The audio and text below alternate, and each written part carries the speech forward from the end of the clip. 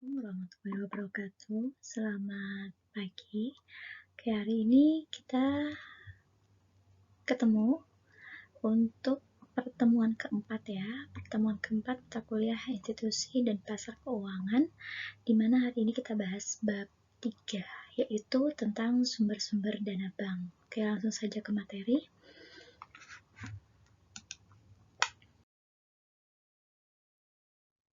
Yang pertama kita bahas adalah tentang pengertian manajemen dana bank, di mana manajemen dana bank itu sendiri adalah kegiatan perencanaan, pengorganisasian, pelaksanaan, dan pengendalian terhadap penghimpunan dana.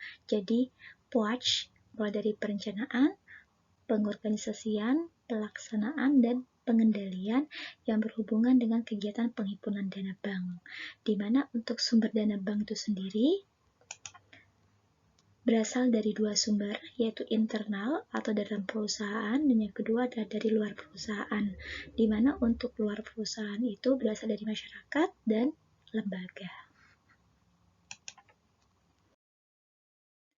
Yang pertama itu dana yang berasal dari bank atau internal bank itu sendiri. Ada 3 macam di sini. Yang pertama adalah setoran modal pemegang saham, jadi dalam bentuk saham, di mana saham itu dibeli oleh internal perusahaan, baik itu pemilik atau pengambil bagian dalam perusahaan. Berarti saham itu dibeli oleh orang-orang yang berada dalam perusahaan. Yang kedua adalah cadangan laba. Jadi sebagian laba yang memang sudah ada tujuannya. Jadi diambil sebagian laba yang memang sudah ada atau khusus untuk tujuan tertentu. Itu disebut sebagai cadangan. Sedangkan untuk yang ketiga adalah laba yang belum dibagi atau sering disebut sebagai laba ditahan. Jadi sebagian laba yang memang sengaja ditahan oleh perusahaan untuk kebutuhan yang masih belum tahu untuk apa. Jadi untuk kebutuhan mendesak atau kebutuhan urgent di waktu yang akan datang. Sedangkan untuk dana yang kedua, yaitu yang berasal dari eksternal, dari luar perusahaan. Yang pertama adalah dana yang berasal dari masyarakat, di mana untuk jenisnya ada 3 macam. Yang pertama adalah simpanan giro, simpanan tabungan, dan deposito. Untuk giro, yaitu adalah simpanan yang penarikannya dapat dilakukan setiap saat dengan menggunakan cek atau biliet giro.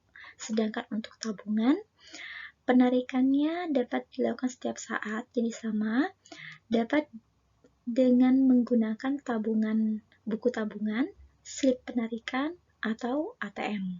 Sedangkan untuk deposito, penarikannya sesuai dengan jangka waktu dan dapat ditarik dengan biliet deposito atau sertifikat deposito. Jadi, perbedaan dari ketiga di sini adalah jangka waktu penarikannya dan cara atau metode penarikannya.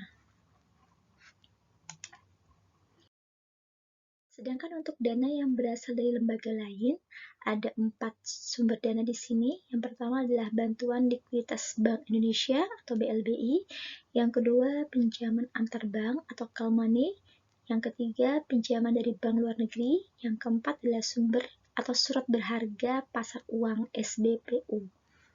Ini adalah sumber dari lembaga atau yang berasal dari eksternal dalam bentuk lembaga. Yang pertama untuk sumber internal eksternal yang berasal dari masyarakat, yaitu adalah simpanan giro, di mana untuk definisinya, menurut Undang-Undang Nomor 10 Tahun 1998 tentang Perbankan, giro didefinisikan sebagai suatu simpanan yang penarikannya dapat dilakukan setiap saat dengan menggunakan cek, biliet giro, sarana perintah lainnya, ataupun dengan cara pemindah bukuan, di mana untuk penarikannya itu dapat dilakukan dengan 2 cara, yaitu tunai dan non-tunai, dan dilakukan setiap saat, jadi bisa berkali-kali dalam 1 hari.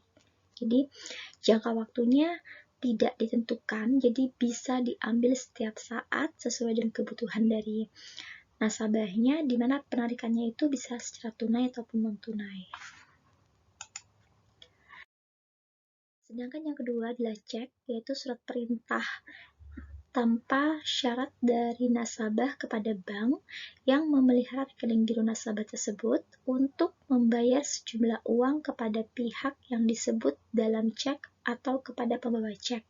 Jadi intinya itu adalah si pemodal atau yang memiliki modal atau memiliki dana, dia memberikan perintah kepada bank yang bersangkutan untuk membayarkan sejumlah uang kepada pihak yang tertera namanya dalam cek atau sebagai pihak yang membawa cek tersebut. Jadi pencairan dana yang dilakukan oleh pihak yang membawa atau memiliki cek tersebut. Sedangkan untuk syarat penarikan cek ada 8 syarat di sini. Yang pertama adalah tersedianya dana yang cukup, adanya materai, kemudian jika ada coretan harus ditandatangani oleh si pemberi cek, jumlah uang yang tertulis dengan angka dan huruf harus sama. Kemudian tanda tangan atau stempel perusahaan harus sama dengan spesimen, yaitu harus sama dengan contohnya. Terus yang keenam, masa kadaluarsa cek 70 hari setelah dikeluarkan cek. Yang ketujuh, tidak diblokir atau tidak ditutup. Dan yang terakhir, kondisi cek sempurna atau tidak cacat, tidak rusak. Ini adalah syarat untuk penarikan cek. Sedangkan untuk jenis cek sendiri ada 5. Yang pertama adalah cek atas unjuk, yaitu tidak tertulis nama. Yang kedua adalah cek atas nama yang diterbitkan atas nama. Kemudian cek silang, yaitu di pojok kiri atas diberi 2 tanda silang. Dan yang keempat, cek mundur adalah cek yang diberi tanggal mundur dari tanggal sekarang. Dan yang kelima adalah cek kosong, yaitu cek yang dananya tidak tersedia. Inilah jenis-jenis cek, ada 5. Yang ketiga ya, selain cek adalah bilet giro, yaitu adalah surat perintah dari nasabah kepada bank yang memelihara rekening giro nasabah tersebut untuk memindah bukuan sejumlah dana dari rekening yang bersangkutan kepada pihak penerima yang disebutkan namanya pada bank yang sama atau bank yang berbeda. Jadi dari tiga contoh sumber dana dari masyarakat itu hampir sama. Bedanya itu hanya cara untuk pencairan atau pemindah bukuan dana dari si pemilik dana kepada si penerima.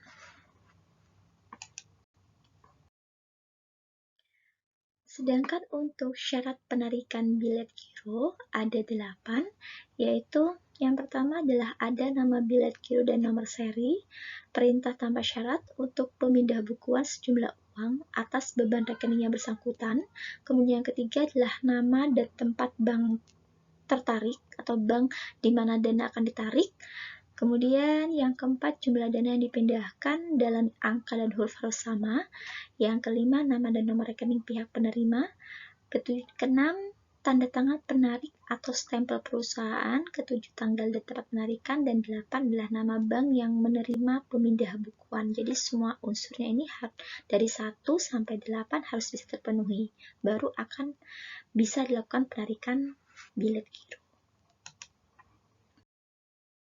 Kemudian jasa giro. Jasa giro adalah pemberian balas jasa berupa suku bunga oleh bank kepada pemilik giro, di mana untuk perhitungan jasa gironya ada 2, yaitu berdasarkan saldo terendah dan yang kedua adalah saldo rata-rata atau saldo harian. Jadi cara perhitungannya ada 2. Kayak misalkan di sini ada contoh soal, yaitu rekening koran untuk Tuan Ray Ibrahim per 30 September 2009, di mana semua dananya itu ditulis dalam ribuan rupiah. Di sini ada beberapa transaksi selama bulan September, di mana ada keterangan jika jasa giro yang berlaku 14% dan pajaknya 15%, maka hitunglah jasa giro yang Tuan Ray Ibrahim terima pada akhir September 2009 dengan menggunakan 2 metode, yaitu saldo terendah dan saldo rata-rata. Di sini ada tanggal transaksinya, kemudian bentuk transaksinya, saldo sampai terakhir tarik tunai, kemudian ada debit, kredit, dan saldo untuk jumlah saldo untuk per transaksi. Dari data ini kita disuruh untuk menghitung jasa giro dengan menggunakan dua metode. Nah, ini ada dua metode di sini untuk menghitung jasa giro atau bunga. Yang pertama adalah menggunakan saldo terendah. Caranya adalah saldo terendah dari tabel sebelumnya. Untuk kolom saldo, kalian cek saldo terendahnya berapa. Di sini ditemukan sebesar 2 juta. Kemudian langkah kedua adalah mencari bunga, yaitu ini adalah persentase bunga 14% dari soal dikalikan dengan saldo terendah 2 juta dibagi 12 bulan. Jadi dibagi jumlah bulan dalam setahun. Hasilnya adalah 23.333, kemudian pajaknya adalah sekian persen dari bunga, yaitu 15%, ada di soal, 15% dari 23.333, yaitu senilai 3.500. Sehingga bunga bersihnya adalah bunga dikurangi pajak. Jadi 23.333 dikurangi 3.500. Bunga bersihnya senilai 19.833. Ini untuk saldo terendah, metode saldo terendah. Sedangkan untuk yang di sebelahnya adalah saldo rata-rata. Caranya adalah menghitung saldo rata-rata. Caranya 91.500.000 ini adalah total saldo selama bulan September. Jadi dari transaksi 1 sampai transaksi terakhir, saldonya dijumlah. Totalnya adalah 91.500.000 dibagi dengan jumlah transaksi selama bulan September, yaitu sebanyak 9 transaksi. Sehingga saldo rata-ratanya adalah senilai Rp10.166.667. Bunganya sama seperti metode terendah, yaitu persentase bunga dikali saldo rata-rata dibagi jumlah bulan dalam setahun. Hasilnya adalah 118.611, sehingga pajaknya adalah 15% dari bunga, sehingga bunga bersihnya adalah bunga dikurangi pajak. Nilainya adalah Rp100.819. Jadi perhitungan jasa giro atau bunga menggunakan dua metode, saldo terendah dan saldo rata-rata. Kemudian simpanan. Yang keenam ya, simpanan tabungan. Definisinya adalah simpanan yang penarikannya hanya dapat dilakukan menurut syarat-syarat tertentu yang disepakati tetapi tidak dapat ditarik dengan cek, bil giro, ataupun alat lainnya yang dipersamakan dengan itu. Jadi tidak bisa ditarik menggunakan alat yang sama seperti jenis sebelumnya. Ini adalah tabungan. Kemudian alat penarikan tabungan. Jadi tabungan itu hanya bisa ditarik menggunakan 4 cara, maksud saya di sini, yaitu yang pertama adalah buku tabungan, slip penarikan, kartu yang terbuat dari plastik atau ATM. Terus yang keempat adalah kombinasi buku dan slip penarikan. Jadi 4 cara ini untuk menarik sumber modal dalam bentuk tabungan. Kemudian cara perhitungan untuk menentukan bunga ya, bunga untuk tabungan. Jadi hampir sama seperti giro tadi. Di sini ada rekening Tuan Ray AKC per 30 September 2009, di mana ada 6 transaksi dari store tunai sampai terakhir tanggal 27 juga store tunai dengan saldo sekian Rp1.000 dalam ribuan rupiah. Yang ditanyakan adalah 3 poin di sini. Yang pertama adalah bunga Tuan Ray AKC selama September 2009 jika suku bunga 16%, pajak 15% dengan menggunakan metode saldo terendah. Yang kedua, bunganya 17%, pajaknya 15% dengan menggunakan saldo rata-rata. Dan yang ketiga, hitunglah bunga selama bulan September jika dihitung dengan saldo harian. Jadi tanggal 1 sampai 10 bunganya 16%, tanggal 11 sampai 20 17%, dan tanggal 21 sampai 30 20%. Jadi 3 cara untuk menentukan bunga tabungan. Oke, yang pertama yaitu menggunakan saldo terendah. Jadi caranya sama seperti giro. Jadi mencari saldo terendahnya dulu, ditemukan sebesar 3 juta, kemudian mencari bunganya, sekian persen yang ada di soal dikali dengan saldo terendah dibagi bulan dalam setahun. Kemudian baru mencari pajaknya, sekian persen pajak dikali bunga, sehingga bunga bersihnya adalah bunga dikurangi pajak. Sedangkan untuk yang metode saldo rata-rata, sama, jadi saldo rata-ratanya itu adalah jumlah saldo selama bulan September dibagi jumlah transaksi. Kemudian mencari bunganya, sekian persen bunga dikali saldo rata-rata dibagi bulan dalam setahun, pajaknya sekian persen dari bunga, sehingga bunga bersihnya adalah bunga dikurangi pajak. Ini untuk metode yang kedua.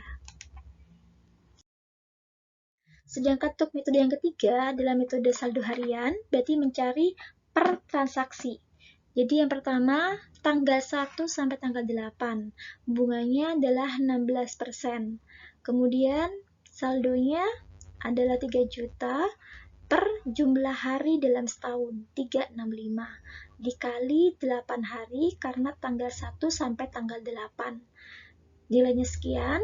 Kemudian yang kedua, transaksi kedua, yaitu tanggal 9 sampai tanggal 10, berarti sama persentase bunga dikali nominal saldonya dibagi jumlah hari dalam setahun dikali 2 hari, karena 9 dan 10. Sampai transaksi yang terakhir, tanggal 27 sampai tanggal 30, yaitu senilai 20% dikali saldo dibagi jumlah hari dalam setahun dikali 4 hari, sehingga total bunganya ditemukan sebesar 92.987.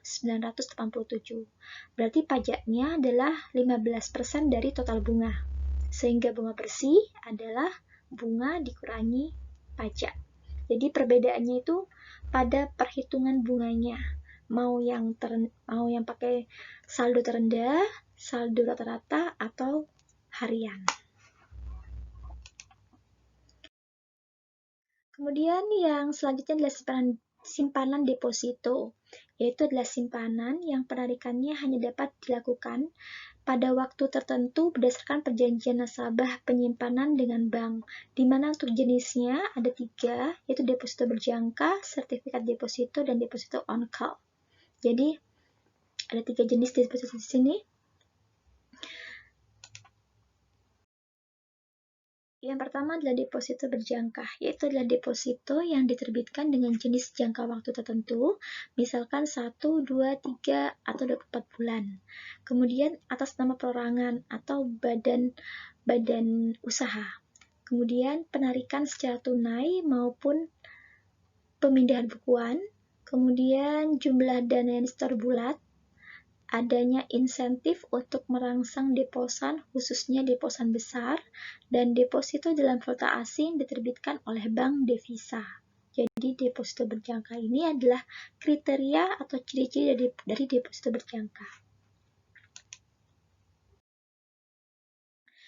Contoh perhitungannya, misalkan Tuan Ray ingin menerbitkan deposito berjangka untuk jangka waktu selama 6 bulan, nominalnya adalah 50 juta, dan pembayaran secara tunai. Pembayarannya dilakukan secara tunai, bunganya 20%, dikenakan pajak 15%, serta bunga diambil setiap bulan.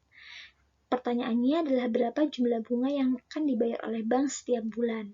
Maka kita menghitung bunga per bulannya, yaitu adalah persentase bunga dikali nominal, kemudian dibagi jumlah bulan dalam setahun dikali 1, karena dimintanya adalah setiap bulan, jadi dikali 1 bulan. Nilainya adalah 833.333, sehingga pajaknya adalah 15% dari bunga. Berarti bunga bersih per bulannya adalah bunga per bulan dikurangi pajak. Nah, di sini ada latihan, jadi hampir sama seperti contoh soal sebelumnya. Nanti kalian coba dikerjakan, kalau misalkan kurang paham, kita diskusikan bersama. Kemudian sertifikat deposito, jenis yang kedua, yaitu diterbitkan atas unjuk dalam bentuk sertifikat dan dapat diperjualbelikan atau diperdagangkan, di mana untuk pengambilan bunga dapat diambil di muka, baik tunai maupun secara non-tunai. Dan nilai sertifikat deposito sudah tercetak dalam berbagai nominal. Jadi, ini adalah ciri-ciri dari sertifikat deposito. Untuk perhitungannya, di sini misalkan Nona Tria ingin membeli 10 lembar sertifikat deposito nominal 20 juta, bunga 17%, diambil di muka. Jangka waktu depositonya adalah 12 bulan, dibayar secara tunai dengan pajak 15%. Yang ditanyakan adalah jumlah yang harus dibayar oleh bank kepada Nona Tria. Jawabannya, yang pertama dicari adalah total nominal deposito. Di sini Nona Tria membeli 10 lembar sertifikat, di mana untuk per lembarnya senilai 20 juta. Sehingga total nominalnya adalah 10 lembar kali 20 juta, yaitu 200 juta. Yang kedua baru mencari bunganya. Itu persentase bunga dikali nominal dikali 12 bulan, karena jangka waktunya 12 bulan, kemudian dibagi jumlah bulan dalam setahun. Hasilnya 34 juta. Pajaknya 15% dari bunga. Bunga bersihnya adalah 28.900. Berarti bunga dikurangi pajak. Sehingga jumlah uang yang diterima oleh Nona Tria adalah nominal 200 juta dikurangi dengan bunganya 28.900. Jadi sisa 171.100.100.000 rupiah. Ini akan diterima oleh Nona Tria dari bank.